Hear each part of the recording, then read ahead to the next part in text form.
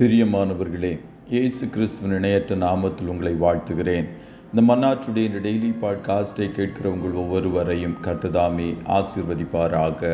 எண்ணாகமம் 35வது அதிகாரம் 6வது வசனம் இப்படியாய் கூறுகிறது: நீங்கள் லேவியருக்கு கொடுக்கும் பட்டணங்களில் அடைக்கலத்திற்காக 6 பட்டணங்கள் இருக்க வேண்டும் என்பதாக.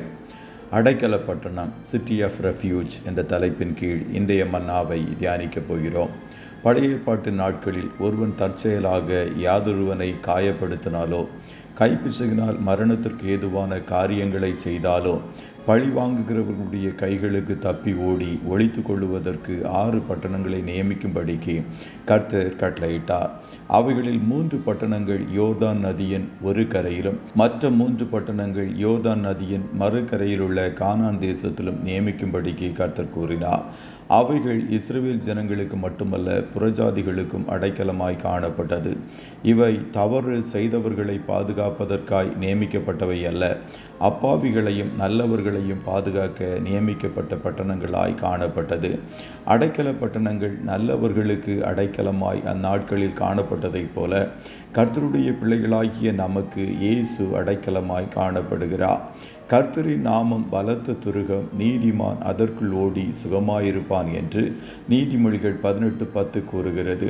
நோவாவின் நாட்களில் பேழைக்குள் காணப்பட்டவர்கள் பாதுகாப்பாய் காணப்பட்டதைப் போல இயேசுவாகிய பேழைக்குள் காணப்படுகிறவர்களுக்கு ஆபத்து இல்லை. நோவா 120 வருஷம் பேழைக்குள் வாருங்கள், வரப்போகிற அழிவிலிருந்து உங்களை காத்துக்கொள்ளுங்கள் என்று பிரசங்கித்தும் 8 பேர் மாத்திரம் பிரவேசித்தார்கள். இந்நாட்களிலும் கோடிக்கணக்கான ஜனங்கள் இயேசுவின் நாமம் என்னும் அடைக்கலத்திற்குள் வர விருப்பமில்லாதவர்களாய் காணப்படுகிறார்கள். ஆனால் இயேசுவின் இரத்தத்தினால் பாவங்களற கழுவப்பட்டு நீதிமான்களாய் காணப்படுகிற அவருடைய பிள்ளைகள் அவருக்குள் தங்களை மறைத்து கொண்டு சுகமாய் வாழ்கிறார்கள். இஸ்ரவேல் ஜனங்கள் எகிப்தில் காணப்பட்ட வேளையில் ஆட்டுக்குட்டியின் இரத்தம் சங்கார தூதனுக்கு அவர்களை விலக்கி பாதுகாத்ததைப் போல, சிகப்பு கயிறு ராகாபின் குடும்பத்தை பாதுகாத்ததைப் போல, இயேசு கிறிஸ்துவின் இரத்தமும் அவருடைய நாமமும் நமக்கு அடைக்கலமாய் காணப்படுகிறது. ஒரு நாளும் இந்த அடைப்பை விட்டு வெளியே சென்று விடாதிருங்கள். அடைப்பை பிடுங்குகிறவனை பாம்பு கடிக்கும் என்று பிரசங்கி 10:8 கூறுகிறது. பழைய பாம்பாகிய பிசாசு யாரை விழுங்கலாம் என்று வகை தேடி சுற்றி திரிகிறான்.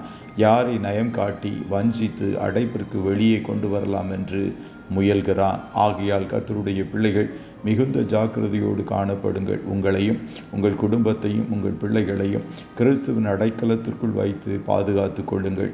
கிறிஸ்துவின் அடைக்கலத்திற்குள்ளே நமக்கு ஆபத்தில்லை, அதற்கு வெளியே நமக்கு பாதுகாப்பே இல்லை என்பதை புரிந்து கொண்டு அனுதினமும் வாழ கர்த்தர் உங்களுக்கு கிருபை பாராட்டுவாராக.